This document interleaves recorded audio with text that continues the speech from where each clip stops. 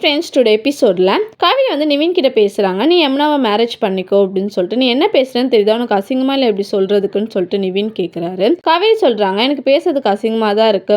எனக்கு உன் மேலே இருந்தது அஃபெக்ஷன், ஆனால் யமுனாவுக்கு உன் மேலே இருக்கிறது பியூர் லவ். உங்க அம்மா கூட உன்னை இப்படிலாம் பார்த்துக்க மாட்டாங்க அப்படின்னு சொல்லிட்டு சொல்றாங்க. யமுனா நீ இல்லைன்னா செத்துருவா அப்படின்னு சொல்லிட்டு கெஞ்சுறாங்க. நிவின் சொல்றாரு, உன் ஃபேமிலிக்காக நீ செல்ஃபிஷா இருக்க காவேரி, அதனால அவளை போய் மேரேஜ் பண்ணிக்க சொல்ற. நீ வேணா அவளை ஹாஸ்பிட்டல் கூப்பிட்டு போன்னு சொல்றாங்க டென்ஷன்ல.